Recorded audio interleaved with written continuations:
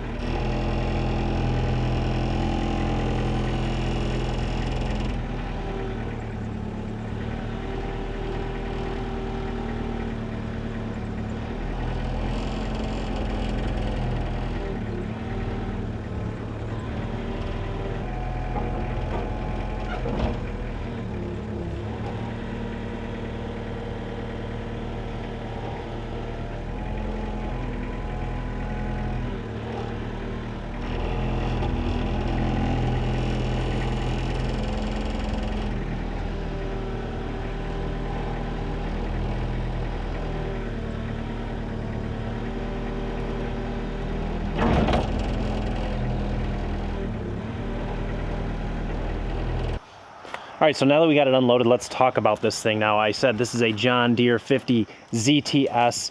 It is a 38 horsepower, 10,500 pound machine. And, buddy, you riding your car around? You're driving the car? He's driving the car. Yeah, it's a 38 horsepower machine, and I said it's the cheapest one I could find on Facebook Marketplace. Cheapest mini excavator I could find on Marketplace.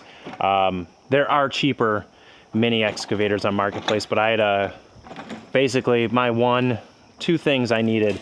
I wanted around a 10,000 pound machine, and I needed a hydraulic thumb. Those were pretty much my only two requirements.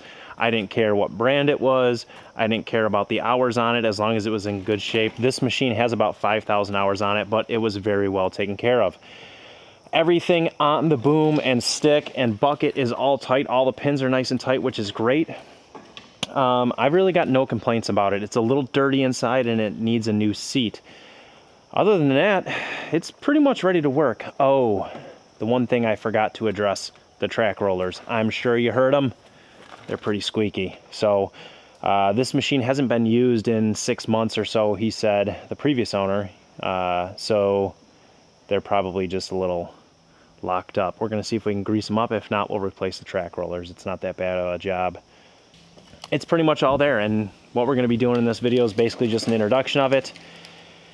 And we're gonna clean it up and get ready to use, because I don't have anything to do the preventative maintenance on it. We need oil, filters. What, buddy? Go ahead. Go ahead, I'll be right there.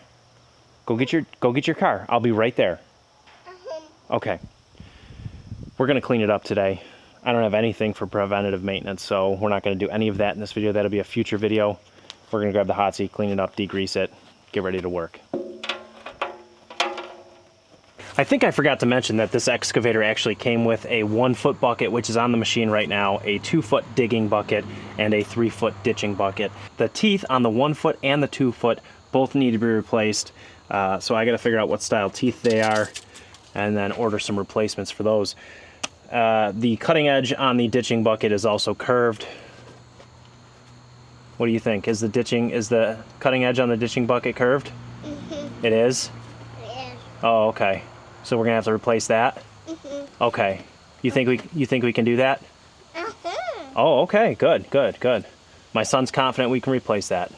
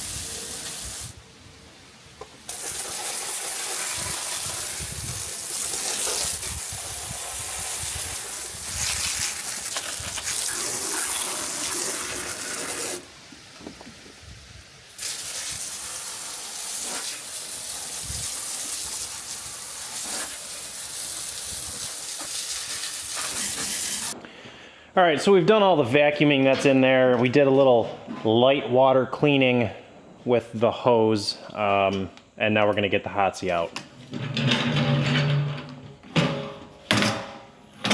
If you don't know what a Hotsy is, it's a hot water pressure washer, so really good for grease and oil and stuff like that.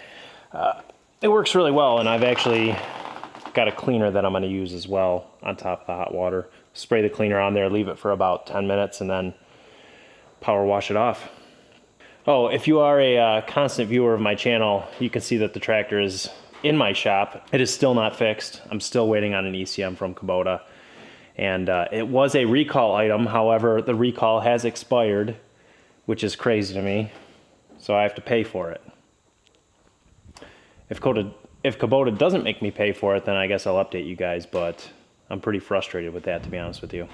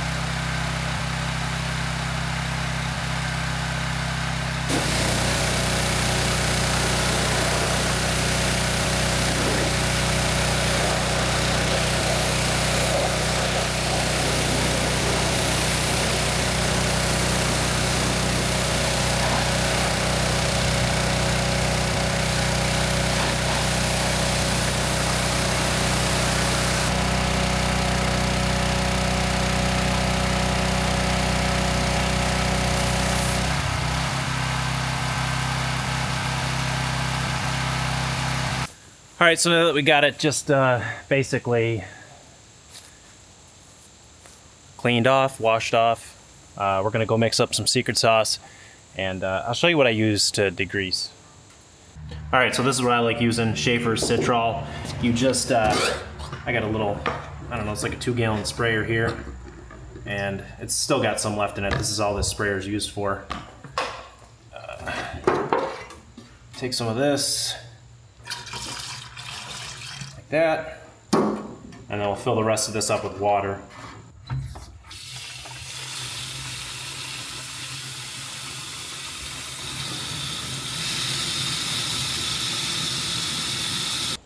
All right, I want to give you guys some befores and afters of this thing to show you what it can do, basically the hot water and that cleaner.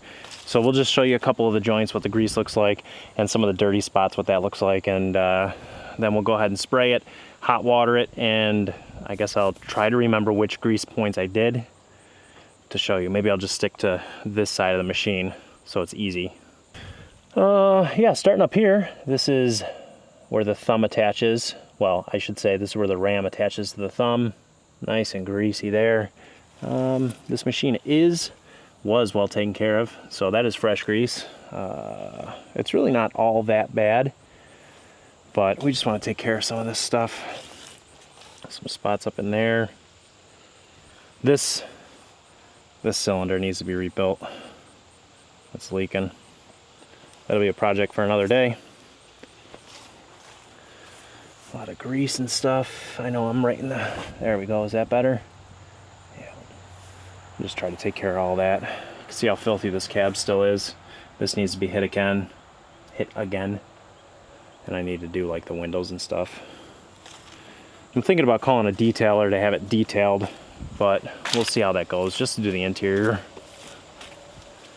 The engine bay is pretty oily, you know, on the block there. So we'll try to grease that up, hit it with a degreaser, I should say, the opposite of grease, and try to degrease some of this engine block. That doesn't feel real great. It probably needs a new gasket on it. It means it's probably letting water in. It's really not that bad of a machine, to be honest with you. There's some grease in here, but it's pretty clean. So now I'm just gonna go around and basically coat this entire machine with this. I have been told that if you leave this on too long, it'll start taking paint off. I've personally never had that experience. I leave it on for like 15-20 minutes, and then I'll use the hot water to do the whole machine, but I don't know if it can take paint off or not. I've been told that, and I'm not brave enough to try. We'll just start up here.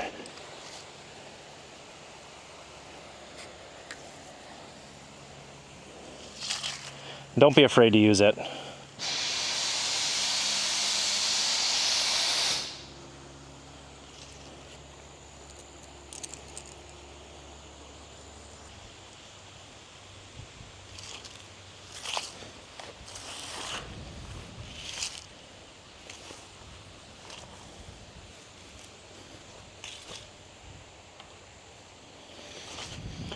All right, so now that that's all done, did the entire machine, and I'll let it sit for 15 minutes or so, and we'll get the hot seat fired up, we'll turn it on the hot water, and we'll get to spraying. Gonna be a lot of smoke. I shouldn't say smoke, steam. Steam is probably the correct word. So I'll probably move the camera back a little bit. Yeah, I don't know. I'm just rambling now. I'm also going to mention that it takes this hot seat a couple minutes to get up to temperature once I turn the burner on. So what I'm going to do is go into the cab with the cold water while the burner's warming up. That way I'm not wasting like cold water out here, if you're wondering. I don't know. Leave me a comment. Do you like when I explain what I'm doing, or would you rather have me just be quiet and just do the work? I feel like some people want to learn why I'm doing what I'm doing, and other people are like, just be quiet and do it. I don't know. If you're one of those just be quiet and do it people, I guess skip the 30-second explanation. I got nothing better for you. Let's get it fired up and hit the cab a little bit.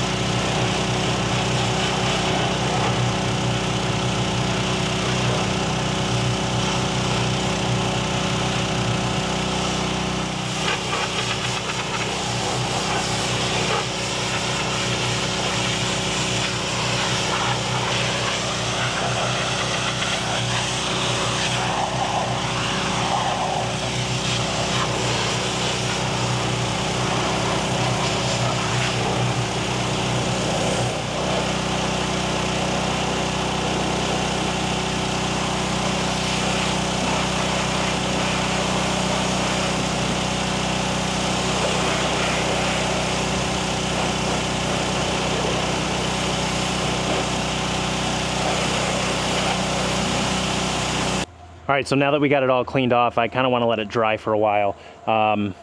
Obviously the floor in here is very wet. I really don't want to flop this mat back over on top of a wet floor. I'd prefer that to dry out a little bit before I flop this back over. There was a lot of dirt and moss in here, believe it or not. So I did a pretty good job cleaning it up. Again, I think I'm gonna have a detailer come and detail the inside of this. I'm just not a good interior cleaner. I don't know, I'm not good at it. Some things I'm good at, some things I'm not. But let's give you a look at some of the spots we looked at prior to the Hotsy and the Schaefer's. Obviously, I'm not looking for perfect. I'm not looking for brand new, but you can see all that grease is gone. You know, cleaned up all the pin locations. All the stuff that's on the boom is gone. And then this part is nice and clean now. Like stuff you see in there, that's missing paint, that's not grease. But there's a little grease there.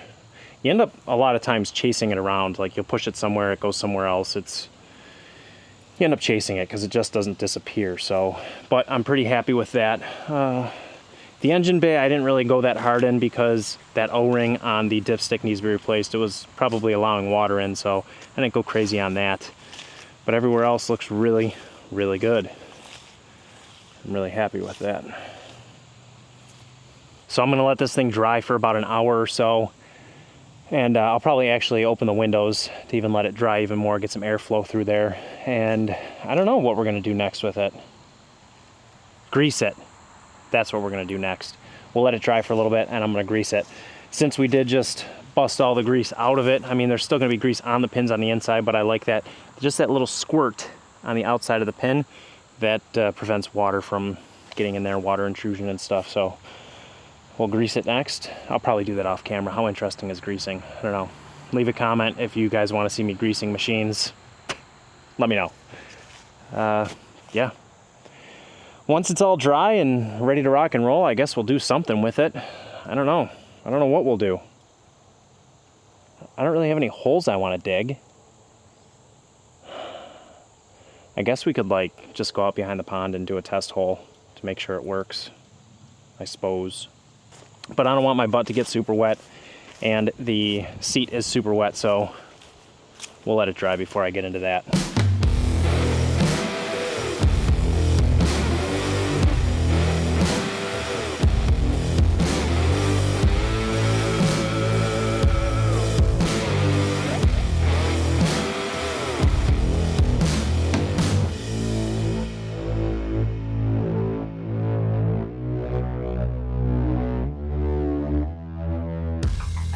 All right, so we got the machine all greased up. It's still a little moist in there, but we'll go over to where I dug that ash stump out, and we'll just dig a little test hole, make sure this thing can dig. And you guys saw the drone that crashed, so it's broken, like broken. So yeah, it's gonna be tripod shots from here.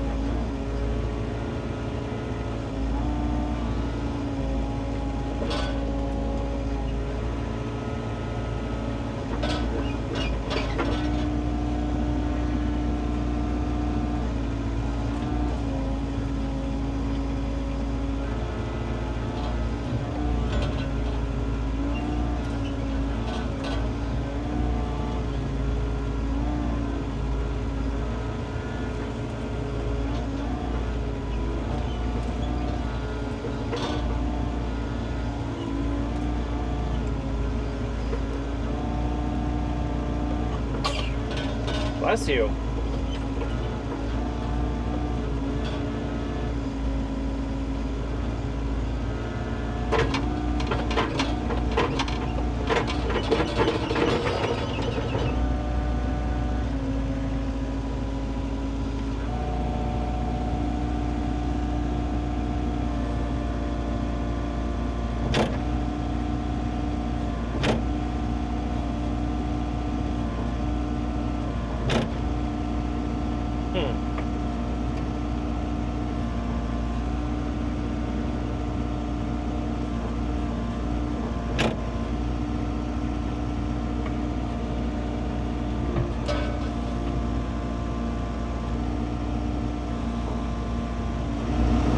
Seems like the float detent is getting stuck.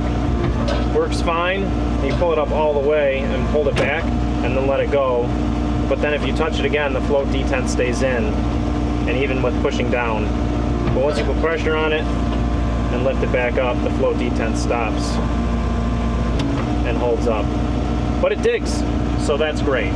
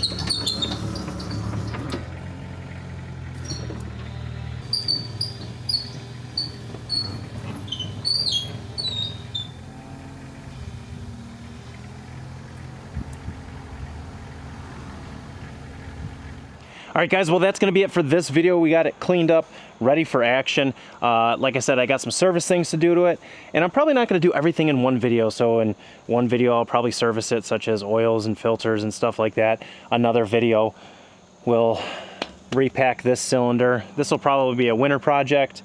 What else do we need to do in it? There was the seat. Tucker's here watching. The seat, we got to replace the seat. That'll probably be its own video. I don't know what's all going to be involved in that. I can't really find that specific John Deere seat for less than like 700 bucks, so I'll probably just buy a universal seat and put it in there. Tucker just jumped in and said I should upgrade the lights. What do we got? I don't even think that top light works, buddy. LEDs. LEDs? Like the ones on your tractor. Like the ones on my tractor, huh? Maybe not like that, but like square ones like that. Square ones? Okay, okay. We might be able to do that, huh? That'd be cool, huh? I think that's about it. Oh, I want to put diverter blocks over here on this thumb. It actually belongs right here. That way I can run another attachment instead of having to take this line off the thumb all the time. So diverter blocks, that'll be another video. There's a lot of videos here. And I actually have a couple jobs for it lined up already. That's why we're not servicing it right now, on top of the fact that I actually don't have the stuff to service it. So a couple reasons there. Oh, I forgot to mention how much I paid for this. So if you left a comment down below and you took a good guess, the answer is $19,000. I paid $19,000 for this 20-ish year old excavator with 5,000 hours on it. Questions, comments, and concerns? leave them below. Thanks for watching. Hit that subscribe button, and I'll catch you guys on the next one.